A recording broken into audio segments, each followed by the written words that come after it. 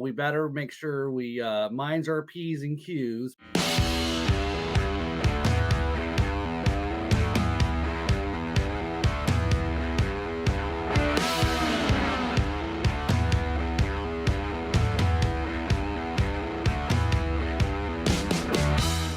Hey all, it is Nia. and Paul. We're together again. We've got a great guest here. We've got a great episode with a different concept that I don't think you and I have tried to have done before, right? Never. Super excited. And super so- excited for our guest, by the way. She has a lot of insight.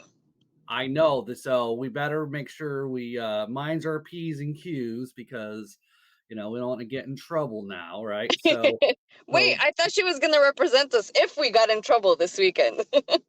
are we already giving away who or how Oh, shoot. about our No, let me shut up. Go ahead. Okay.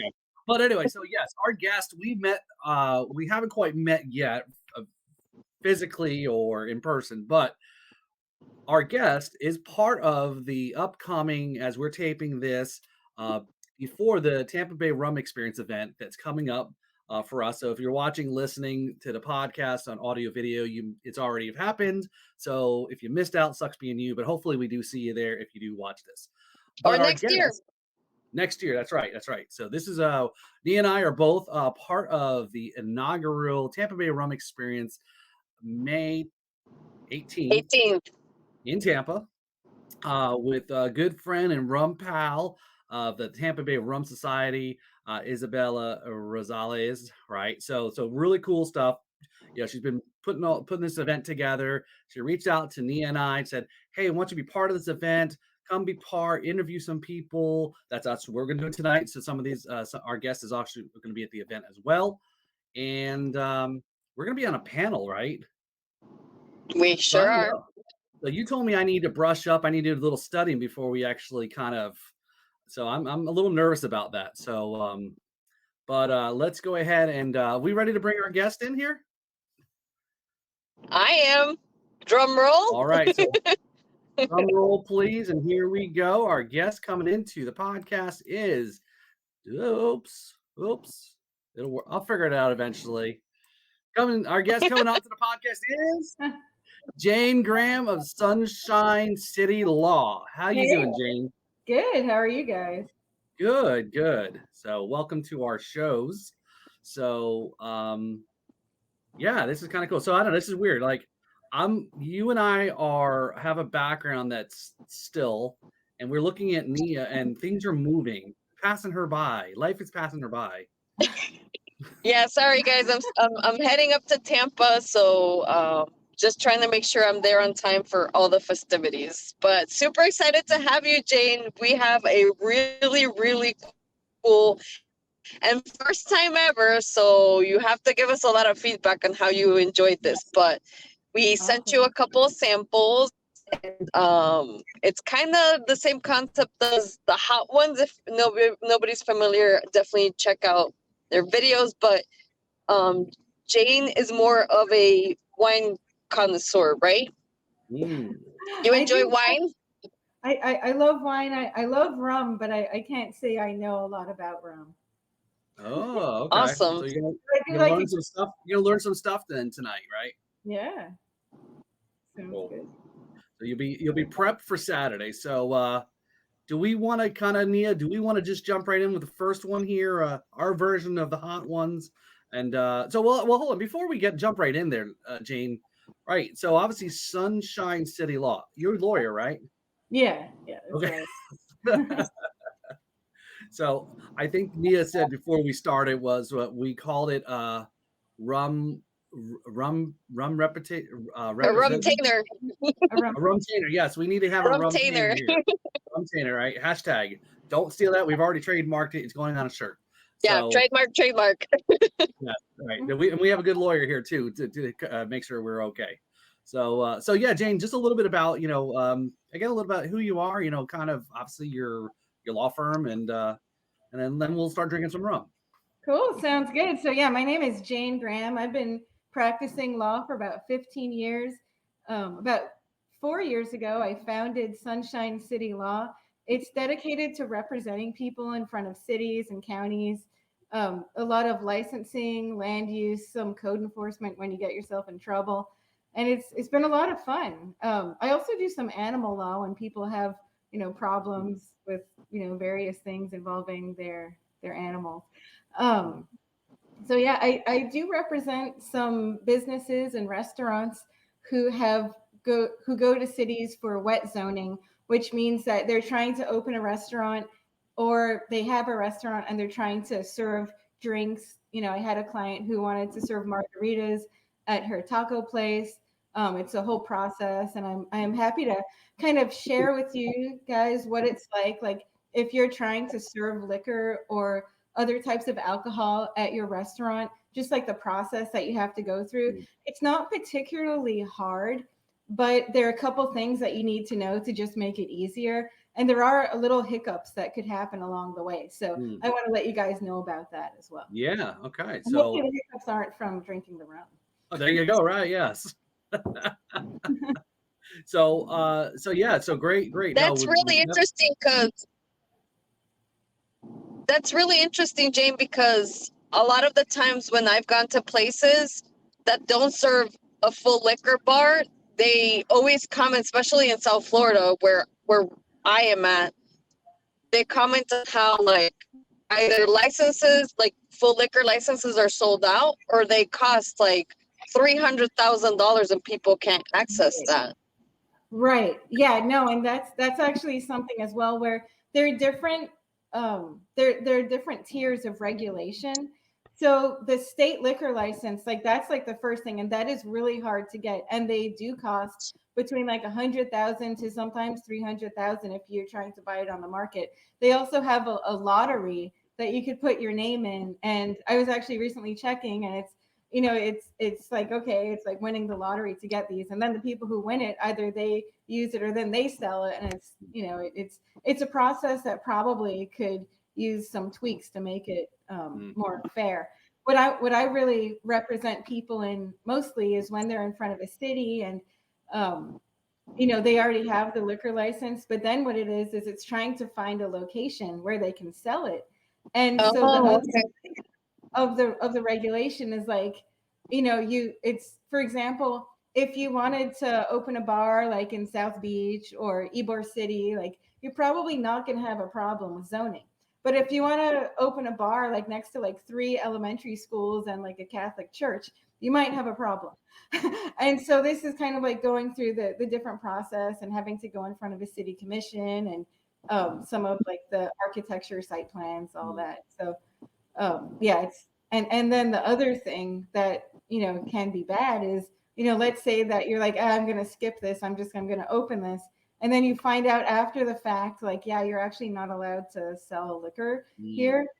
You can get into some kind of code enforcement issue, and if that happens, then the city can come after you for fines. They can even shut you down, and so that's what we try to prevent, and just from the get-go, make sure that it's all good so you don't have to run into that. I'm sure opening up a bar or a liquor store or whatever next to a Catholic church is going to work out okay. That's true, actually. I'm Catholic, so I can say that. So, all right. Well, speaking of that, let's kind of like like I said, we'll kind of weave the conversation in and out, right? And we want to start off the first one here. So Nia, I'll jump in. So obviously, as you're watching and listening, Nia and I both sent Jane, right? We're trying to kind of get Jane exposed to different rums that we are fans of and what we thought would be a good start. So this first one here that we're going to talk about, Jane, and you're going to go ahead and try, is your copper bottom silver, right? So this is the copper bottom bottle here, right? So so it is 80 proof. Okay, it's made here in Holly Hill, Florida. For me, both Nia and I are big fans of Copper Bottom, right?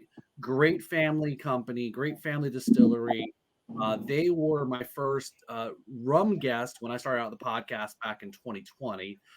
So they're super awesome. Like I said, the Craig family. I think some of their family actually lives on the west coast of Florida also. But super great. Jeremy and Jenny Craig, they do a Friday live stream at noon. And, great husband wife couple. Like I said, really good people. I love that part of the business, talking to people in the rum industry. So with that being said, a little bit of that backstory there. So this is silver rum.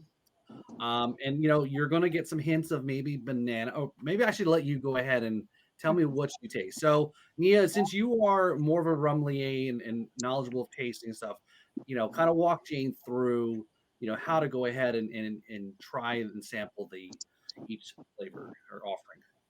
Yeah, so I'd say maybe swirl it around a little bit, and then you can put your nose not necessarily in the glass, but as close as possible. And then the way our brains work, it's gonna react based on, and all notes are valid. So whatever you are nosing, just go ahead and call it out, because everybody's nose is different, and it's also attached to memory. So you might get hints of different things. I kind of have an idea of what they would like people to nose, but I also obviously want your perspective of it. This is what I smell. I smell pepper, flowers, and sunscreen. Sunscreen, okay. Yeah.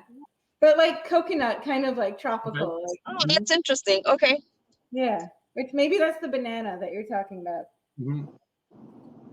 Can I taste it? Yeah, absolutely. Cheers, everybody. Cheers. I'm drinking a daiquiri from Manifest Distilling. Okay. It's an RTD, which is a ready to drink cocktail. It's excellent. If you have not checked out Manifest, definitely go check them out. They're up in Jacksonville, Florida. There you go. They're doing some really cool rye whiskeys, really cool rum stuff too. I also get a little citrus, like maybe a little tangerine with it. Okay. But it's so on the palate, were you expecting it to be as sweet as the nose? No, it wasn't. No?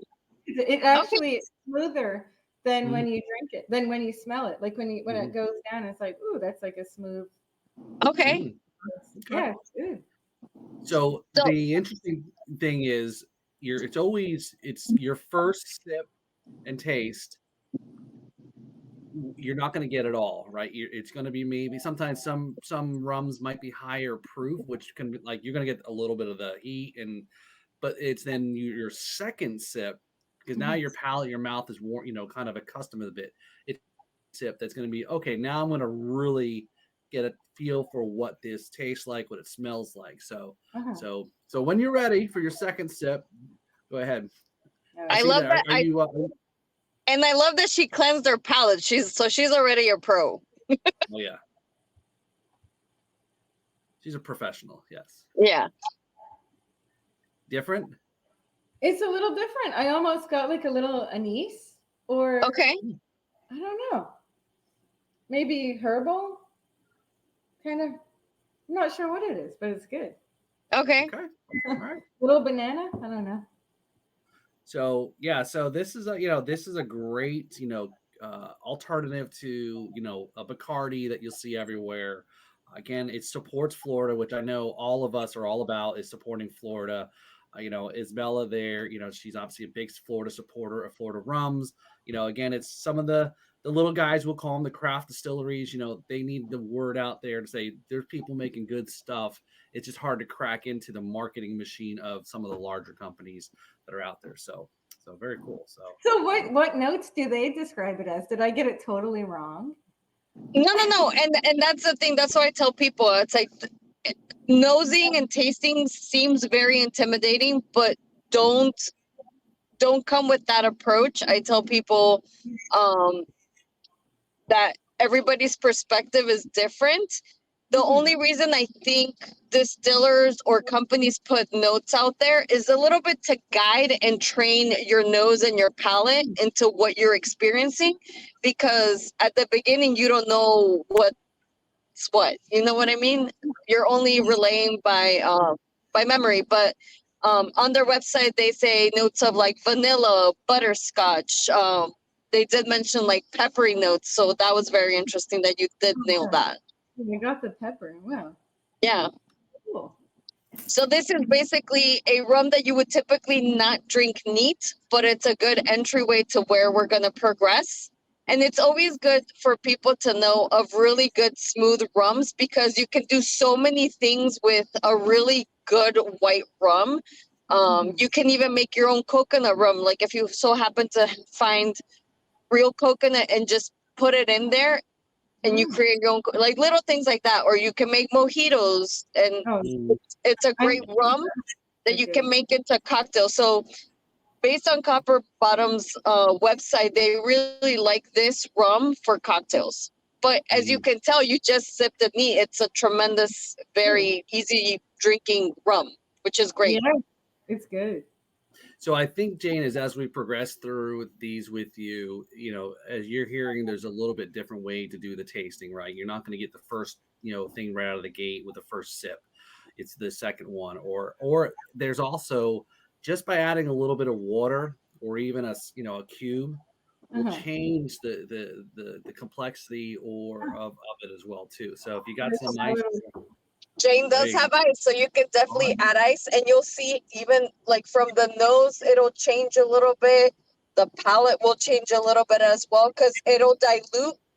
And rum has a lot of components that when you add water, it'll kind of flourish a little bit. Now I taste the vanilla. Oh, okay. It's like bang, like it was right there. Yeah. Really good. All right, well, cool.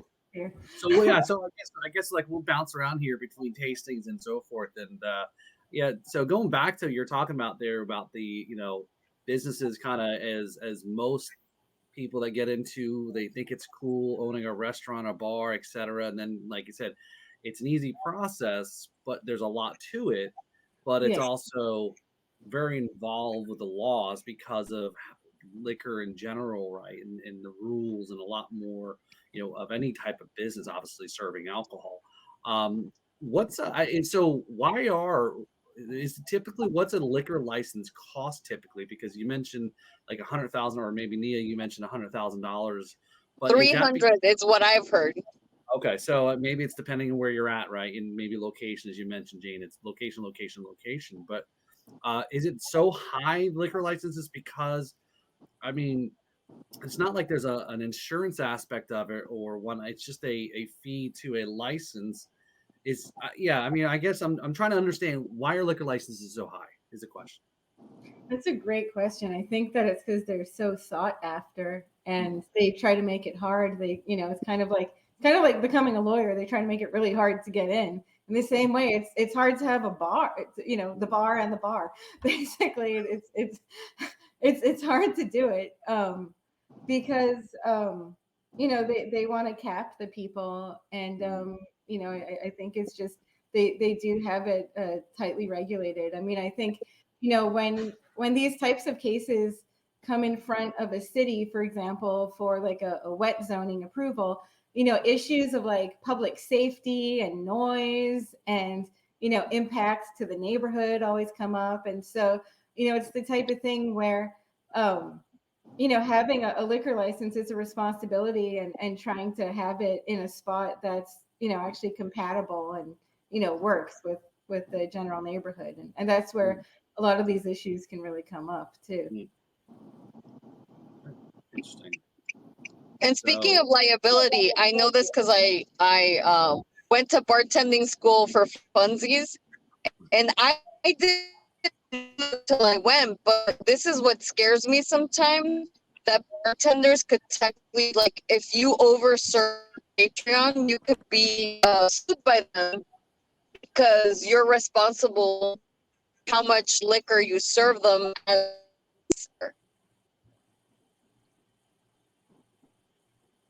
Which sometimes I'm surprised because I'll walk into like my local dive bar and I'll see people that are definitely way over their limit and they're still being served. And I'm like, oh my God, this bartender, if this person leaves here, they could totally be sued or be responsible for what this person inflicts onto himself or others or even property. Yeah, no, it's true. There is liability, and you know, you do have to be very careful about that. I mean, I think what's kind of interesting is, it used to be like, oh, there's a designated driver, but now with like Uber, it's, I think it becomes harder for bartenders because you think like, okay, are you taking Uber home or like a cab? Yeah. Or like, what are you doing? Whereas, before it was kind of like, and so now it's almost like a little bit more ambiguous. So in that case, it might be that there's more of a risk for a bartender because of that, because you think, all right, well, does this person have the sense to know not to drive or, take care of themselves? Yeah. Cool. So what's up next? What do we have next in our sampling here? It's Havana Club.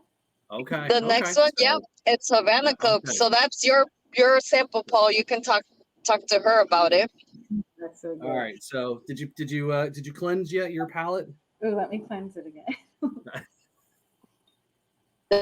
So all right. So here we've got Havana Club, right? So I probably shouldn't be sharing this with my lawyer here, but yes, this is from Cuba. So so we know all about that. But yeah, but speaking of Tampa, though, right? Big, cultural and history in Tampa with Cuba, Cubans, the cigars, like I said, Ybor City, big population there, and so forth. But this is, it's always one of those things that when folks travel, obviously, Americans that go out of the country and go somewhere that obviously we can't get our hands on this for obvious reasons, right? And this one was, there's a whole history about this one. I did a podcast episode, Gene, with some of the family members who used to own the distillery in Cuba that lost this distillery because of Castro. Oh, wow. And so forth. There's an interesting whole history. There's a history story, about that. But yeah, so what you have there is it's a 7-year añejo, right? I know it's Spanish, so Nia can translate for me on that one.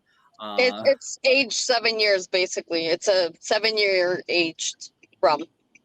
You know what I find interesting, Nia? There's a lot of there's English on this bottle. Go figure, right? So, is that the bottle that I brought back? No. Well, I guess there's some English and there's some Spanish on this bottle, but no, the one you brought back was that's totally in Spanish. That's the Archibald. And that's probably in no. I brought you the Havana Club one time before. I think you did. But I'm telling you. So for our followers, Jane does enjoy Spanish style rums. I know you're a fan of Zacapa, which is good. Yes. But this is like a whole nother level of Spanish style rum. I've had this before, and it's. Oh, you have? Yeah, I'm from Miami, so. Oh, okay. So we're just revisiting this rum with you. This is good. Do you see me just like drinking this, right? Yeah, you jumped ahead. You went to the end of the book. Sorry. Yeah, and if you were to ask me like, well, what notes? I don't know. This tastes like rum to me. Like this is like straight up rum. Like this is like my idea of like classic. Like it's a little bold. It's it's good. Right. It's bold and smooth at the same time. Yeah. So you talked about your as a Zacapa fan. How do you normally drink your Zacapa? I have it neat. Neat. Okay. Sometimes with a little ice. But, okay. Yeah. So you see there, yeah. So it's still in the same aspect of like we mentioned with the copper bottom. It was going to change the whole flavor of that too. So, but yeah, this is well, again, you're from Miami, you know the whole story and the whole history, and and I know everybody tries to bring as much back as they can. Yeah. Oh, I just got back here. Have some. I'm like, yeah, all right. Don't mind. Yeah. No. I mean, would you say, Nia, this is probably the one that most people try to bring back, because now there's other Havana Clubs, some of the more expensive bottles that are even harder to get, right? But this is kind of there's a 3. Don't they have a 3 also, a 3-year? Yeah, also? But I think that's a white rum. Right. This 7-year-old rum, I think it's very popular because it's very smooth, it's very approachable. Mm-hmm. I wouldn't call it a rum for like whiskey or bourbon lovers, but even people that always say like, oh, I don't like rum, it's too sweet, or they'll say like, oh, I don't like rum, it gives me a headache. They'll realize when they try this is legit rum. Yeah, it's like rum. Yeah. It's good. So, all right. So that's two down and three to go. And kind of like we said here, right, Jane, this is the whole idea of doing this is like the Hot Ones show interview. You eat some chicken wings, you eat a hotter chicken wing, you eat a hotter chicken wing, and so on and so forth. So we're getting there. We didn't, I think what Nia mentioned was you got some good stuff coming up. It's a little bit more elevated now, right? Not taking anything away from what you had so far, right? Obviously, everybody kind of all these different rums have a place. Not one's better than the other. We were good. We didn't send you any kind of crazy, funky Jamaican rum or Haitian rum. I did. I sure did. Uh-oh. All right. Well, okay. We're closing out with Jamaica, but a very approachable Jamaican rum. All right. Good luck. Good luck. Bio Condio. Yeah. Well, and I think that last one though, right, Nia, they're going to be at the event as well too, right? No, they're not. They're in Jamaica. It's Worthy Park / Rum Bar, which is a Jamaican brand. They're not going to be at the event, unfortunately. But Copper Bottom, I am going to have bottles from, even though the Craig family is not going to be there, they did send me with some bottles to share with everybody because we do love them so much. I wanted to support them. So they'll be there in spirit through me. Okay, cool. So, so whereabouts is you said your practice or do you have? So you said you mostly are doing businesses or animal kind of law. Is it like that? Is it more? Yeah, I guess who's your typical clients that So I have a range of clients. I think I have small businesses who are looking for help either because there's some kind of code enforcement issue or they're looking to get some kind of license or need some kind of approval. I also represent neighborhoods sometimes when they have concerns about like a large development next to them. And so I'm kind of an unusual lawyer where I represent both sides. Most people do like one or the other. I'm like, I'll take you, it's fine. And then I represent people who have kind of situations like, for example, I have a client who bought a horse and there's like something wrong with the horse, and so it's going after the dealer. So it's that's like the type of animal law case. I represent the little guy. It's David versus Goliath. I have people really throughout the state of Florida. I have a client in the Florida Keys right now. I have clients throughout Tampa Bay, Sarasota. I have a gun range client. I have restaurants, and what I love is the cool thing about my clients is that they're people who I feel like I just kind of gel with, and it's like we could just have like a real conversation because what Sunshine City does is like it's having a lawyer. It's like a confidant. Like you want to feel comfortable and like telling them like, okay, like seriously, what's up? How do you define success? Like, how do we get you out of this situation or help you through? And so usually, I have the type of relationship where they, clients feel like they can call me and just be like, hey, like this is what's up, help me. And that's kind of what I feel like sets me apart from big firms where it's, you have like one kind of old partner and then you got like some associate who's like kind of overwhelmed. So that's what I do. That's cool. So it sounds like it fits a lot of the stuff that we're talking about, the Tampa Bay rum experience, where it's local companies, smaller brands, and things, and so forth. And I think what's interesting, and I know we'll get ready to go do our next sample here in a second, but there was a law that was changed, I think almost going on 4 years now, where the state and the distributors, there was a big, kind of lock on distribution, right? Where, distilleries like the Copper Bottom and many others in the different types of spirits couldn't sell their own product in their own place of business because of the ABC laws, right? And the 3-tier system.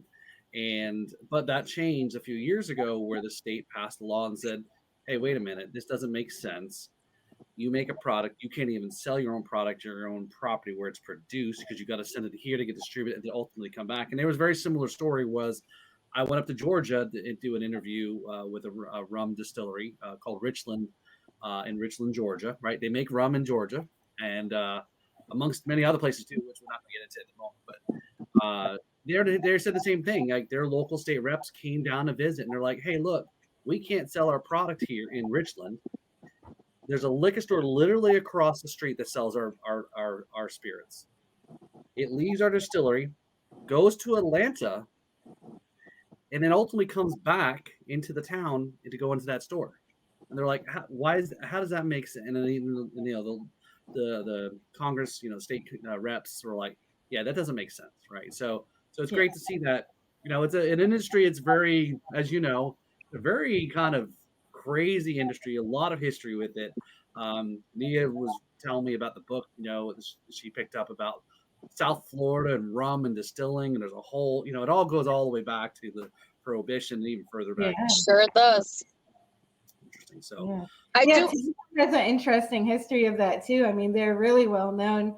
I was, just kind of prepping for the presentation on Saturday. I mean, it's amusing how they're saying like Tampa was like, one of the wettest cities in the United States during Prohibition, and that apparently at some point the mayor was like, Prohibition, what's Prohibition, and kind of like turned a blind eye to people. So it's, it's kind of, Tampa is the right place to, they they seem to be pro rum, which is good.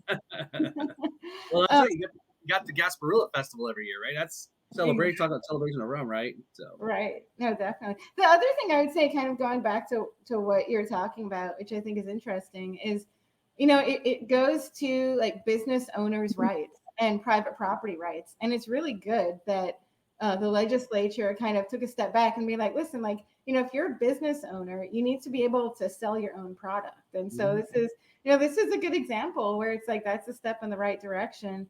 Why should someone else be profiting off something that's yours? And, you're selling, if you're a distributor, you're selling it in bulk. So it's cheaper. Whereas if you can sell it, you might be getting harmed by that. So that's really a good step in the right direction. And I think that it's great how it's like there's so many smaller businesses that are up and coming, and in Tampa, like, there are a ton of breweries too, like for beer. I mean, it's like amazing. My husband's like really into all the breweries, and the same with distilleries. It's just, it allows creativity and people to start new stuff. So it's really cool. And I what I like about that change, it wasn't just a wholesale. It was something to kind of really put some teeth into support in Florida. Was by 2020, whatever the year is, so much of the product for this had to be sourced from Florida. So if you're making, so if they're making this rum, the product has to be, whether it's the sugar or the water or the yeast or whatever goes into. Yeah, we'll definitely have to research that, Paul, because we don't have enough sugarcane here.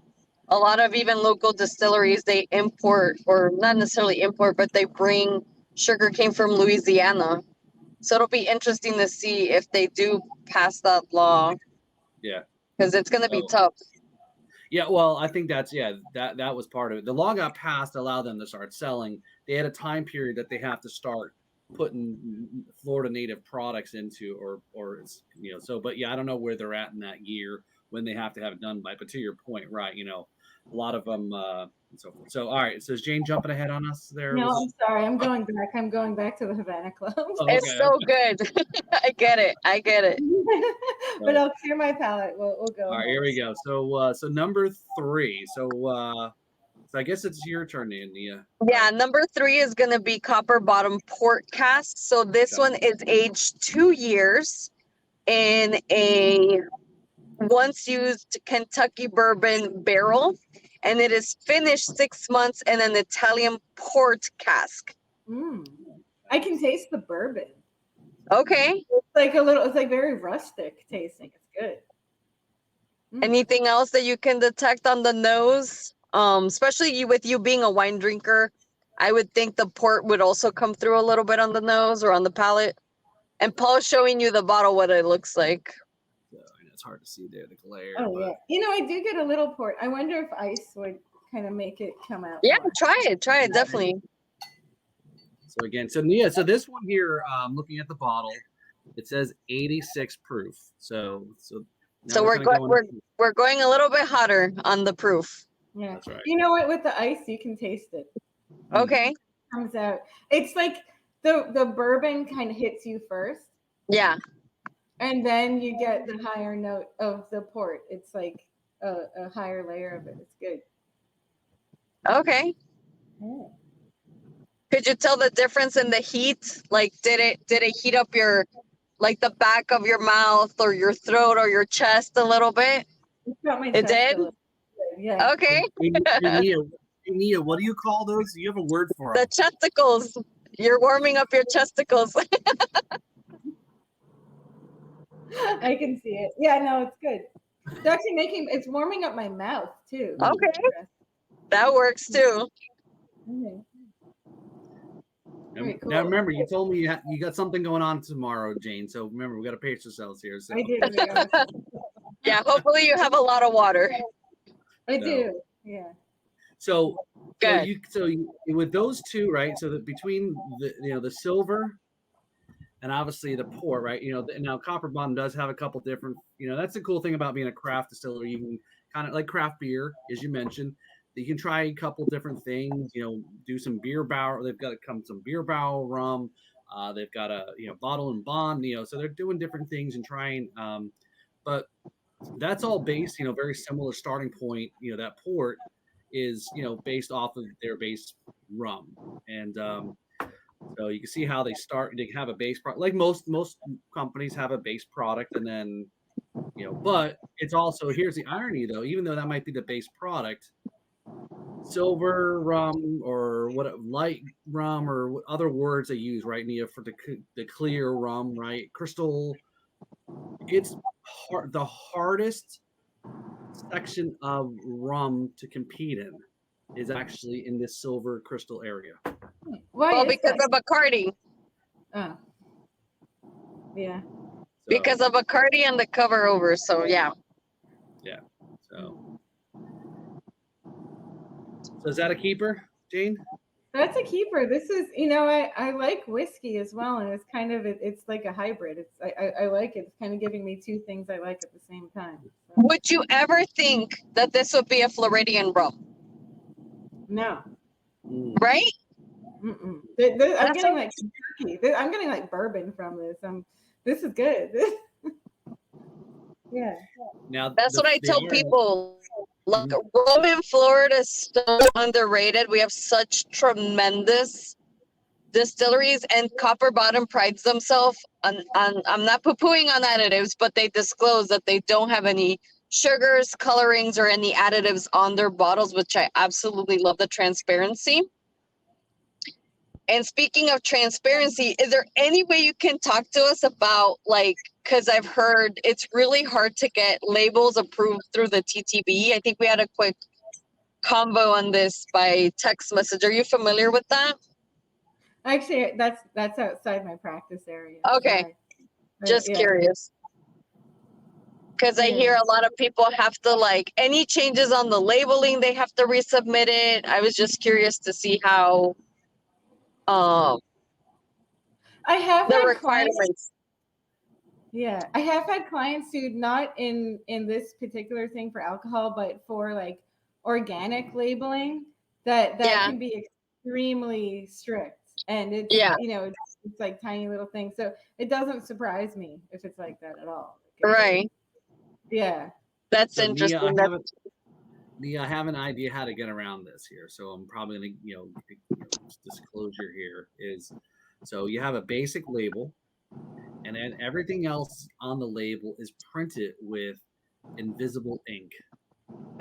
or black light. There you go. Let's make it a black light. So you have to, say, oh, look, it's basic. And, then you got all the other crazy shit that's on the bottle. Well, I think my understanding of everything is that it has to be visible. So If you have to buy a black light, I don't think the TTB will like that. Probably not. So we ready to jump to the next one? So I would say so. I'm excited about this. This is the Ghana one. Okay, super excited for this one. This one is from a distillery in actually Ghana. It's from Down Island. They are going to be there Saturday, so I highly recommend trying all their expressions.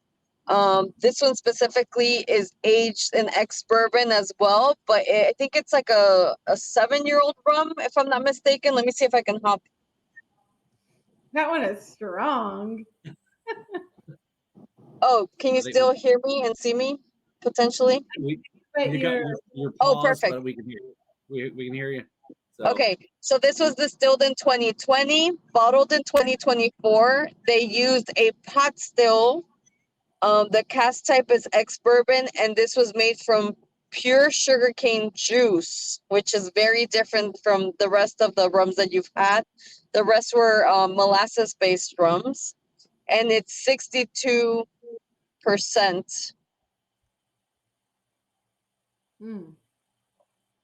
See, this kind of has like a cotton candy vibe in a weird way, but like really strong, and it's good. But it's strong, but it's also it's sweet. It is sweeter than the other ones. that's interesting. Now I haven't tried that one, Jane. So I guess I'll have to wait till Saturday to give it a taste there. So Have you Yeah, tried? and I'm a very big fan of Down Island, but this was recently treasure chest approved for my channel because it's a very unique rum. I don't know if you can tell us what you detect on the nose, on the palate. I get a little cotton candy from it. It's like very alcoholic cotton candy,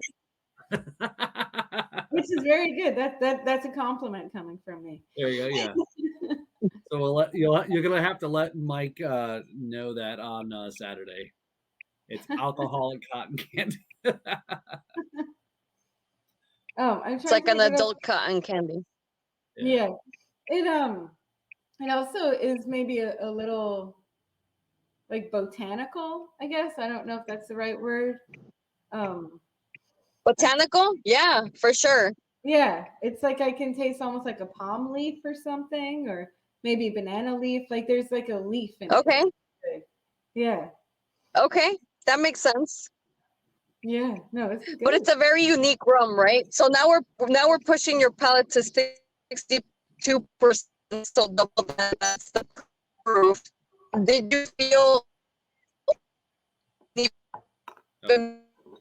Oh, you're kind of cutting out, but did I feel the heat? Yeah, I did. Oh, I'm gonna sorry. have a little bit more. So I was saying that now we're pushing you to 62%, so double that, and that's the proof. Did you feel the heat from that 62%, or is it still pretty smooth? I feel the heat, but it's smooth too. But it's definitely it's a little spicy. It's warmed you up. Yeah, and I put some ice in it, and I think the ice kind of cooled it down a little. It's like spicy cotton candy. Okay. Yes, it is. To me, it was extremely minty. Minty. Yeah, like So I wouldn't. Again. Yeah, like minty, like cedar or pine, like that kind of wood. Yeah. Yeah, no, I can see it. For me, it's like spicy cotton candy wrapped in a banana leaf. Okay, I love that. Okay. Slightly set on fire. That is very descriptive. Yeah, I like that. Because there is some sweetness to it still, right? Because even though it's a sugarcane juice based, it's still a. Yeah, my lips feel a little. Can you tell the difference? Can you feel the difference on the palate as far as, like, for example, for me personally, when it comes to pot still spirits, they feel a little bit like heavier on the palate. Like they feel like flavor bombs, which I absolutely love. Mhm. So did you feel something? Did it feel like heavier on the palate? I feel like there was a longer experience with this rum in particular. It feels like the flavor is descending on my tongue and creating small fireworks. Wow. It's You should be, good. you should be, yeah, you should be writing our material here. I think you've got a place For for sure. writing reviews. Yeah, no, it's good. It's definitely it's like little maybe sparklers. I don't know about full on fireworks, but sparklers for sure. So we went from an 86 Sparklers. to Okay. so we have 86 to 124, right? If I do the math right. Wait, okay. It's 62%. Double Like that. 64? Wait. Was this less strong than the others? How did It was more strong. okay? No, it's stronger. It's 62%. So double that, and that's the proof. So it's 62% ABV. Okay, got it. Okay. That's good. So Are we going into the last one now? And So- and then so for the before we last get to one, last- I would definitely cleanse your palate. Mhm. So while you're doing that, Jane, so are you a native? Are you a native Floridian, or because you said you grew up in Miami? I grew up in Miami, but I'm from Montreal originally. Oh, okay. So yeah, so I love food, I love desserts, I love wine, I love it all. And then moving to Miami, it's like same thing. And I just moved to Tampa like 5 years ago, and Tampa is cool. Like Tampa, like I remember like growing up in Miami, Tampa was like, all right, cool. Like why am I gonna visit Tampa? But now it's like it's really growing, and like there's a lot of cool stuff here. So it's There's cool. so You guys- many events and so much stuff going on. I absolutely love visiting. There's always so much to it's do. amazing. Yeah, no, it's cool. But You didn't move from Miami to Tampa just for Tom Brady, did you? I moved before Tom Brady. He Oh, moved for me, obviously.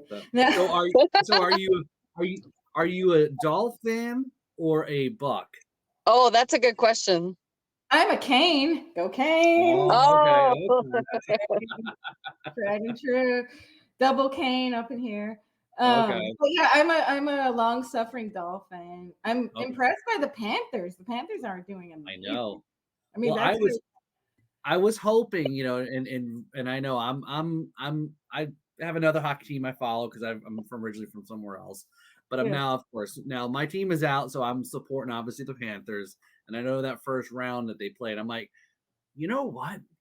It's quite possible we can be in Tampa that week, and there might be a playoff game, but then Lightning hadn't been doing as last couple of years. Panthers have been really. This could be definitely their year. I mean, they were there last year. Now that's a big question I'm going to ask because there's a couple guys from the hockey team that's going to be there Saturday. Oh, really? Oh, yeah, well, there's like a men's ice the hockey Tampa team. Bay Rum Runners. Yes. Yeah, the Tampa Bay Rum Runners or the Tampa. Yeah, I think they're called. I know for sure they're called the Rum Runners, but I don't know if they're Tampa Bay or Tampa Rum Runners. I saw a shirt they had or something posted on their social media. I said, I hope you have those shirts for sale because I will buy one of those shirts. It was a pretty cool, hockey shirt and team shirt and so forth. But wait, Paul, I'm going to test them. I want to see how much rum running they've been doing. Let's see if they can beat me. Oh, I don't know. Maybe they challenge you to get you on ice, so that might be careful. Oh, rough. Yeah. So, all right. So Jane, you ready for the grand finale here? So, do we drum roll here? Well, what do we got, Nia? We're going to drum roll. This is the Rum Bar Gold. Now, I did push you to a Jamaican style rum, which, like we mentioned a little bit offline, it's kind of like either people love it or hate it, but this one is a very approachable Jamaican rum because they don't use dunder or muck. They use more of sugarcane juice as well as sugar, like molasses. So it's a little bit more approachable. This one is also aged. It's aged and blended between 2 to 3 years, but you can still tell the notes of a true Jamaican style rum. Okay. I just took a sip of it and I was fine. And then I smelled it, and I was like, woo! It's like a delayed reaction there. So Nia, describe the term, because I think Jane, you heard Nia say Like muck? dunder and muck. So Yeah. describe what that is, Nia. So basically, it's the leftover material that happens after they distill the rum. They use that leftover to basically add flavors or actual compounds that are called esters into the rum after it's distilled to create more of a bigger flavor profile and different compounds. But depending on the distillery, this distillery specific, they say that the way they do stuff, it's very heavy on the banana. Some people call it rotten bananas. I hate using the word rotten because it sounds terrible. To me, it's more like a very ripe banana, or like Very earthy, right? huh? Earthy, you would say earthy? I wouldn't say earthy. It's definitely like banana, but like fruity notes. Like really mature fruity notes. A lot of like grassy notes, like fresh cut grass. Jane's really thinking But about again, this. this She's trying to I'm get that thinking flavor. You know what it tastes like? It's like in What? Miami, people have like those mango trees, and like the Mm. mangoes start like falling on the ground, and it's like covered in grass, and then like Yeah. to a rum. That would be this. It's good. Okay. That makes sense. Yeah, like ripe fruit, right? Yeah, but it's just like I don't know why, but oh god, hold on. It says like it tastes plush to me. I don't know why that word is coming to me. It's like plush. It's like kind of like it's because like sometimes you'll taste something and it tastes like sort of hollow, but this is like the Okay. opposite of that. There's like Yeah. a lot going on. It's like it's plush. It's kind of like And this is also a pot still rum, so I get where you're coming from. It's not light on the palate. It's actually very heavy, and it really evolves in your palate. It lingers too. There's a lot of linger with pot still rums, as you can tell, obviously. some ice and see if it kind of changes the flavor a little. So I'm glad it seems like you've survived our little challenge and we've pushed your palate to new experiences. What is your favorite? See if you can guess. Cotton candy. Oh, alcoholic cotton candy. Havana Club. Yeah, it was a tie. It was a Havana Club and cotton candy. The Ghana.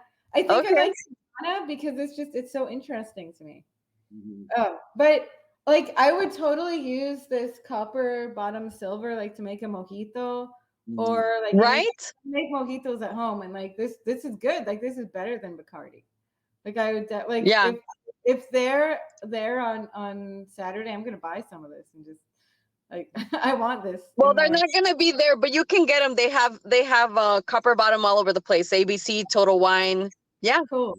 Yeah, no, it's good. But yeah, where can I buy the Ghana? This Ghana one. Online. Yeah, Down Island. You can buy them online, but he's gonna be there Saturdays, so you'll be able to try all of the other cast expressions that he travels all over the world and brings them.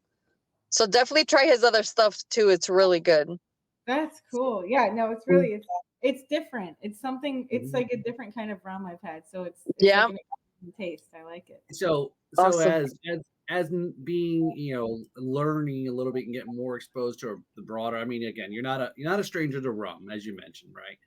And but you're diving deeper into this with the tasting. Again, we appreciate you kind of having doing this with us and kind of different samples and styles, but you can see where people that don't really know rum assume a certain thing, and then here's 5 different products that are all made essentially a little bit different techniques and so forth, but it is all rum. All right, here we go. So so did we lose you because of the rum or technical issues? It's like, yeah, I'm just falling over. No, it's all good. My computer died. I don't know why. I thought it would be a good idea to not have it plugged in. Just Okay. as we were about to celebrate you making it through our little challenge, you dropped off. I was like, oh, guess you didn't survive. Peace out. No, So totally yeah, under so control. James, so definitely thank you for definitely joining us here. We're looking forward to actually meeting you in person and chatting. Obviously, Absolutely. most people are going to be listening to this or watching this, and the event already happened. So definitely tune in, and some of the other stuff Nia and I will be posting about the event. So we're really looking forward to it. And this is kind of a cool concept that thank you for letting us be a guinea pig in this idea. So Yeah. what did you think about this experience here that we went through? It was awesome. I love it. I would do it again, but with different rooms. Oh, okay. There we Awesome. If you go. ever want to call me back, I can be your guinea pig anytime. There you- But make him Sounds stronger good. next time.